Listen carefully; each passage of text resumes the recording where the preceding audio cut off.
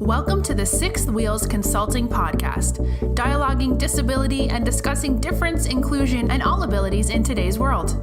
Now here are your hosts, Matthew Shapiro and Bob Nolly. Oh my gosh, they found us again. We're here. They're back Matthew from more. Shapiro, Bob Nolly here on the Sixth Wheels Consulting Podcast. Young Matthew, how are you? I'm great, Bob. How are you? I'm glad to be back. I'm okay. Have you recovered from the jet lag? I have recovered from the jet lag. If they remember our last episode, yes, I have recovered. Well, that sounded like a great trip. I hope folks have taken a look on social media and seen pictures and made comments and given you feedback on that. When you and I first met, when we met at 1 Million Cups here in Richmond and had a bunch of conversations in the interim to get this show launched,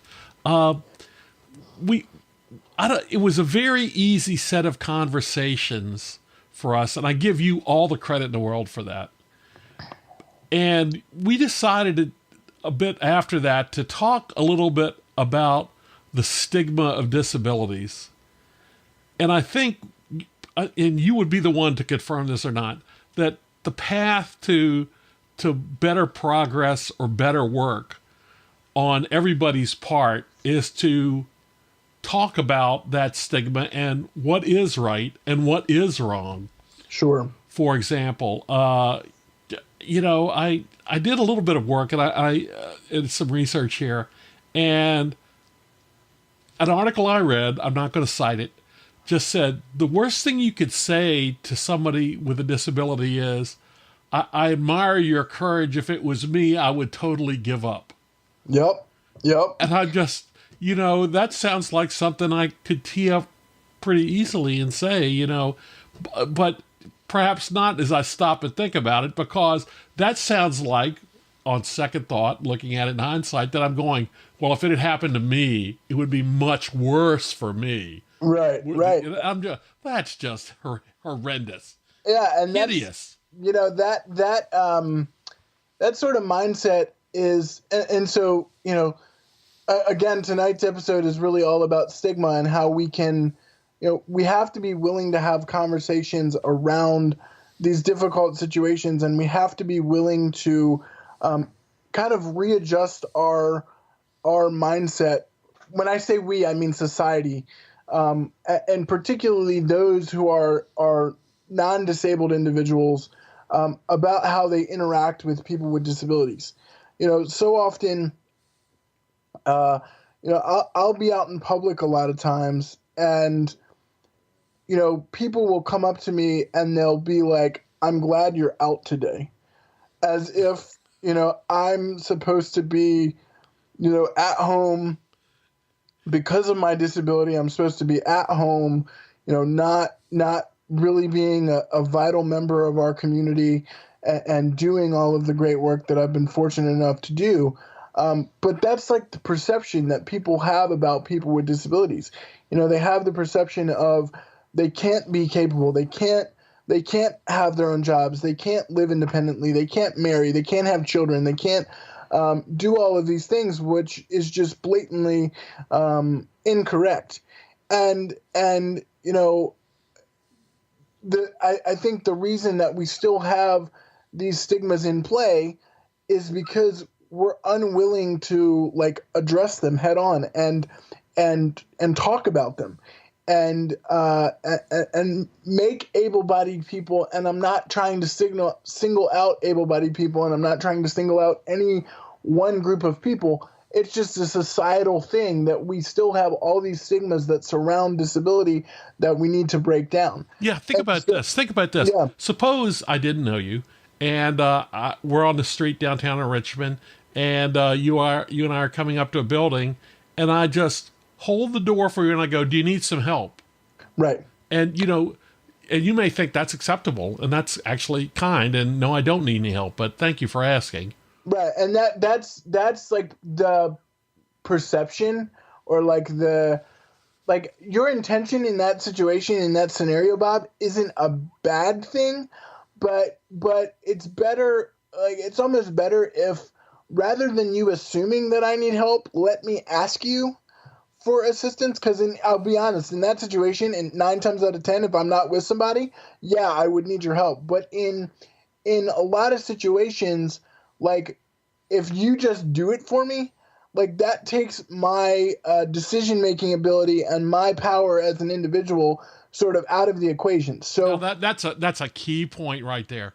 yeah, That's a very key point, because there are lots of people with, I don't want to stereotype people here. I'm just going to go that with hearts of gold, and I'll just say that are church going, Christian thinking people that yes, are out yes. there to help and serve people, Just good kind of disabled or people. not every day, and they see it go, oh, here's an opportunity to help somebody, and to just have them adjust and make that different, realize that in this moment it's not the right thing. Right, and it's like it's also this whole like thought process that's out there that's like that, like, I'm broken, or people with disabilities are broken, or they need to be fixed. And like, my legs don't work like the way yours do, or the way able-bodied people's do. But I'm not broken. Like, I do things differently, but I still do them successfully, and I still am successful.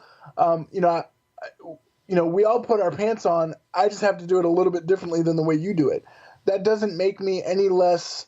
That doesn't make me like more inspirational. That doesn't make me more or less human. That doesn't make me any of that. That just makes me have to do things a little bit differently, and that perfectly ties and sort of leads me to this whole idea. I'm just trying to give some people some thoughts and some things that come up around this whole stigma approach, that if we worked to maybe do some of them less, you would make society just that much more of a comfortable place for people with disabilities and those who deal with differences that aren't disability in our communities. And so one of the things that comes up for me all the time when I do my work or my speaking, or people hear me get awards, or they see me do things, they'll come up to me after the show and they'll be like, "You're such an inspiration."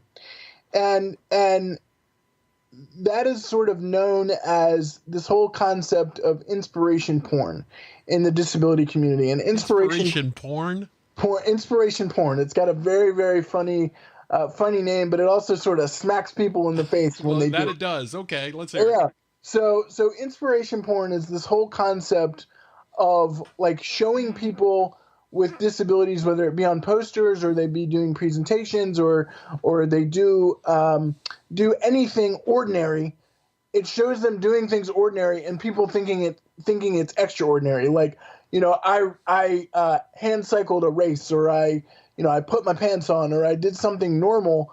But because I'm up and about on that given day, or I'm out and sharing my story, like, I'm an inspiration. And like, I appreciate why people. I appreciate and I understand why people have that thought process. But when I do my public speaking, I talk about this specifically. I am not necessarily there to inspire people who are not disabled to like feel good about themselves, or to like feel different because like I'm up on stage and like presenting and doing all this cool stuff. But what I am there to do is to like motivate them to think differently about getting out of their comfort zone, or to think differently about disability. You see the difference there? Like, I'm not there to like inspire people because I'm up on stage speaking words. Like, that doesn't make me some like alien creature because I'm disabled and I'm able to speak and do all this amazing stuff. But that's how like society in general sort of views the whole inspiration angle. And we really need to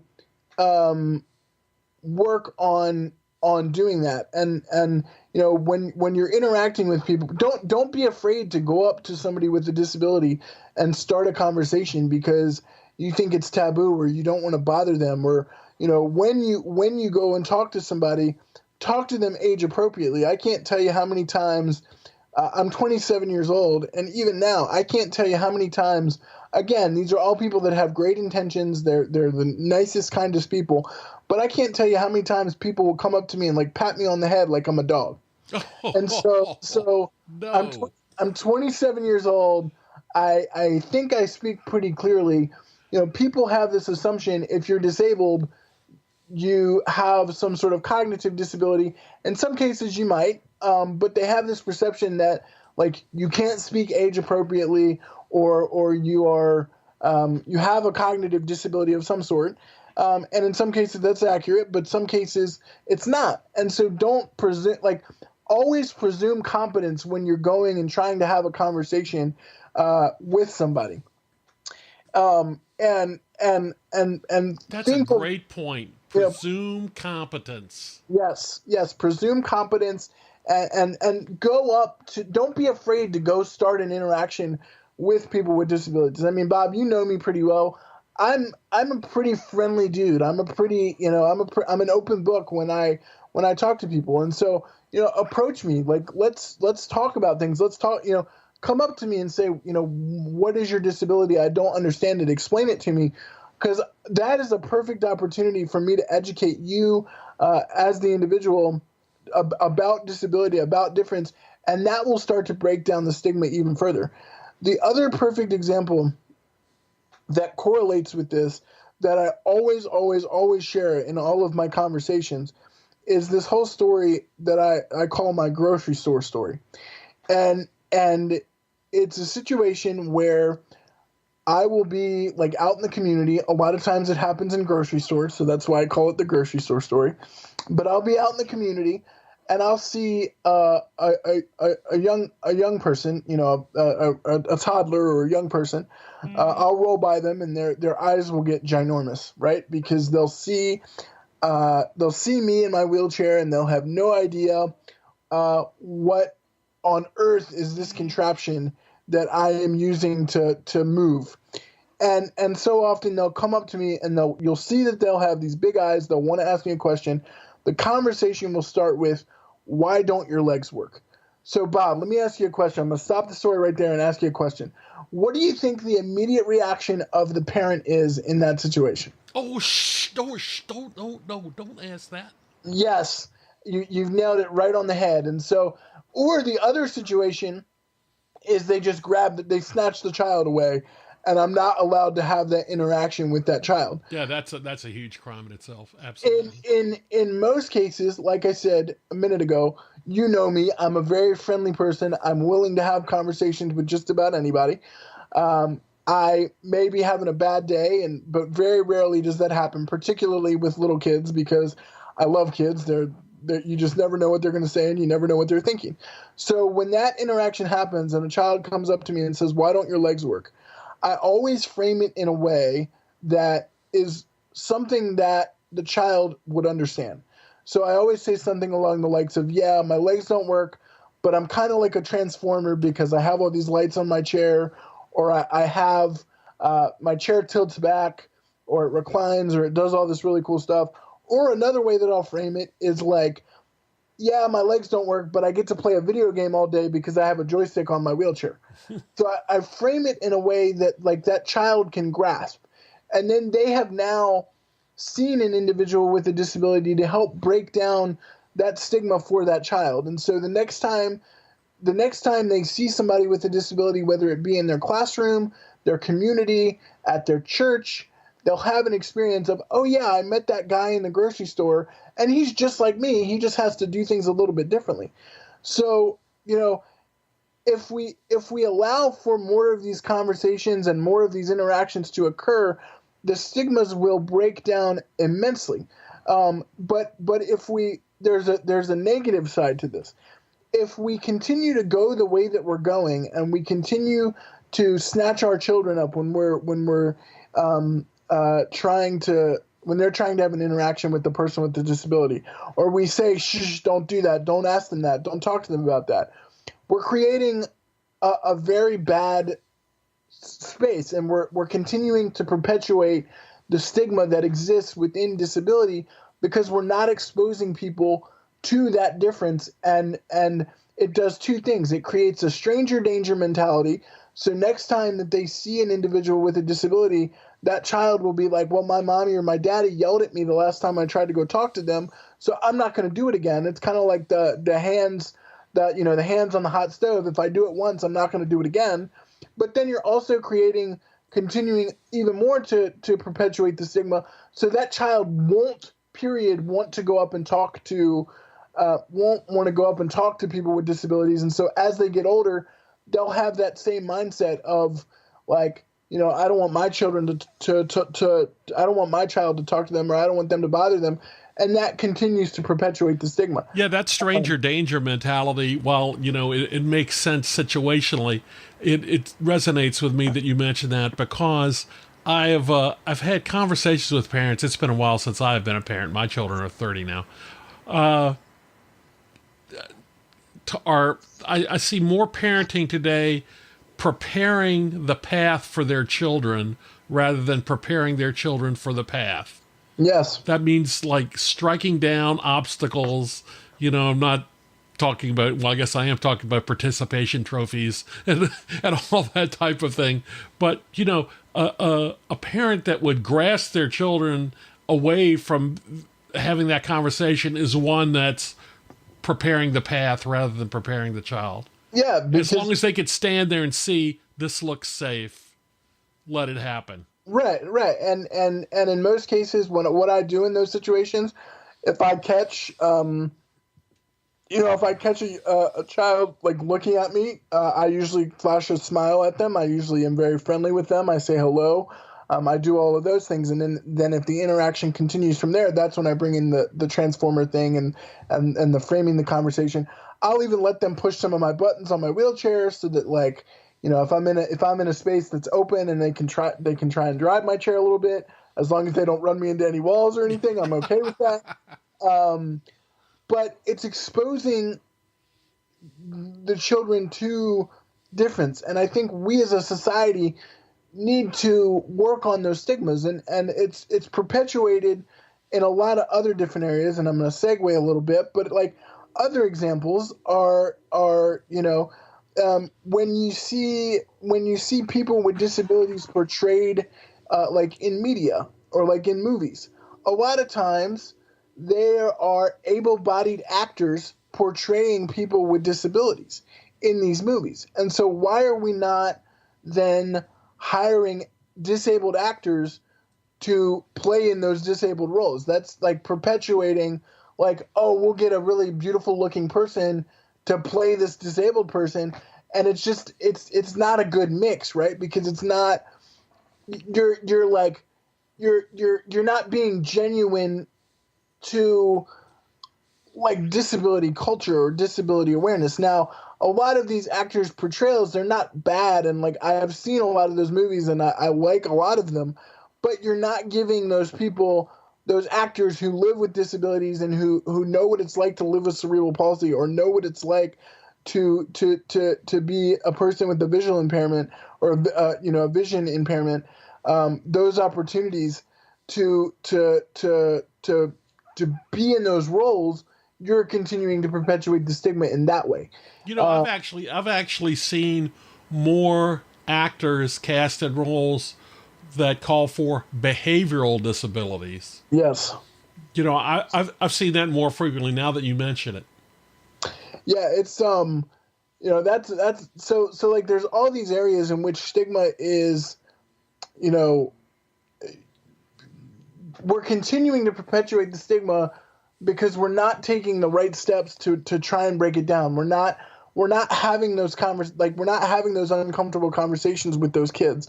We're not being willing to go up to the person with the disability and befriend them. And quite honestly, this can go for any minority group or anybody that's different in some way, shape, fashion, or form. It's not just solely focused on disability. Obviously, that's what our podcast is you know, around, but it's stigma in general of like, go up and have conversations with people. Go up and, you know, I'm not contagious because I have CP, or I'm not, you know, I'm not broken or in need of being fixed. Like, I'm perfectly fine the way that I am. I just do things a little bit differently than you do. And people with disabilities have goals and dreams. They want to be hired. They want to have friends. They want to have, you know, romantic relationships. They want to have significant others. They want to have families and support systems. But if society as a whole is not willing to like work on breaking down some of those stigmas, and I think we can do a better job of that in media. I think we can do a better job of that in our everyday lives. I think the news media could cover disability in a whole different way. Very rarely do you see disability covered in a way that's like genuine and real. A lot of times, and these stories aren't most of the time it's inspiration porn. Right. To your exact point, most of the time, and while these stories, I'm not disparaging these stories in any way, shape, fashion, or form, because for that person, that's a very important milestone. But you often get the stories of like, so-and-so walks across the stage at graduation after being a wheelchair user, and they walk across the stage on their own at graduation.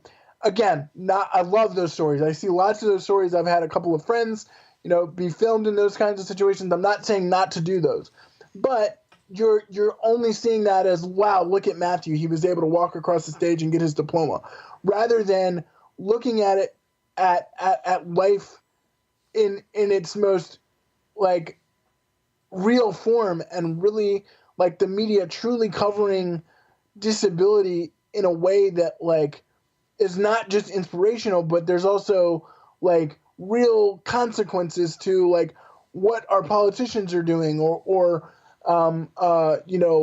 this is how a person with a disability actually lives their life on a day-to-day basis. And you're not just getting the wonderful stories, which again, those are great, but we're not covering disability in the same way, or in the most genuine way that I think we could. It's not on the same level as African American issues when you're constantly seeing about things like that on the news, or LGBTQ Q issues, or particularly nowadays immigrants and families of different backgrounds. You're not seeing disability covered in the same way as those other populations of people. And that also perpetuates into the stigma that people with disabilities can't be successful, can't do all of these amazing things. Okay. Let me ask you this, Sure. omnipotent one. We're getting ready to wrap here, but Sure. I just want to ask you this. You're the omnipotent one now. If there were three things, I'll just give you 3 slots now that you could do, that you could edict, that you could mandate to alleviate, help, remove the stigma. What would you see happen? What do you want to have happen? One is I would want people to be willing to have uncomfortable conversations, and learn about disability or any minority group, and be willing to allow their child to ask, why don't your legs work, or be exposed to that. 2, I don't want people looking at me as an inspiration. The way I describe it is I'm just a guy. I'm a guy. I just have to put my pants on a little bit differently than the way you do. That doesn't make me an inspiration because I put my pants on this morning. And then 3, just sort of frame how, as a society, like we do things a little bit differently. I want to tell one more quick story. I know we're trying to wrap. I'll be quick. No, you're fine. Go for it. I talked about my grocery store story, but then there's also, and the grocery store story is really from, a child's perspective, but there's an adult story that I often talk about too a lot. And it's what my mom calls the "there but for the grace of God go I look." And it's kind of this look that I get from people, mainly adults in this situation, where I'm out in public and you get this look from this adult, and they're like, you can kind of see this look come across their face, and you kind of know that they're saying, I'm glad. When they look at me or look at somebody with a disability, they're kind of saying, I'm glad that's not my son or daughter. I'm glad that I don't have to deal. His life must be so challenging. And yes, I'm not up here saying that I don't deal with challenges on a day-to-day basis, but you don't know that I have, started my own business. You don't know that I have interned in DC on 2 different occasions. You don't know that I've started a podcast with my good friend Bob. Like, you don't know these things that I am doing as a person with a disability to be active. So don't have that perception of people with disabilities just when they walk by you, and it happens worse for my mom because like so I'll see the looks, but then my mom will also see the looks, and so like I wonder what my mom is thinking in those situations. My mom's probably thinking my son could probably would probably take your son or daughter's achievements and blow them through the roof. That's not to say that's not me being arrogant by any means or anything like that, but it's this perception of me because I'm disabled, I can't do things, and society has this perception, and we really need to break down those stigmas in order to move the conversation forward and to have people with disabilities be seen in a more positive light. I'm not saying that it's not positive now, but really now it's kind of like the inspiration porn light approach, and we really need to sort of flip that on its head, I think. Isn't it ironic, to quote Alanis Morissette, isn't it ironic that all of these things gravitate around the whole concept of communication? Yes. If we just did that better, more inclusively, we could solve a bunch of problems, and the stigma is just one of them. Yeah, and I think if we were again willing to have those uncomfortable conversations and not have them become shouting matches or other things, that stigma would be broken down, and then that would make our world more inclusive and just better as a whole all the way around. Oh my, we'll let that be the last word. Ladies and gentlemen, you've been listening to episode 4 of the Six Wheels Consulting Podcast.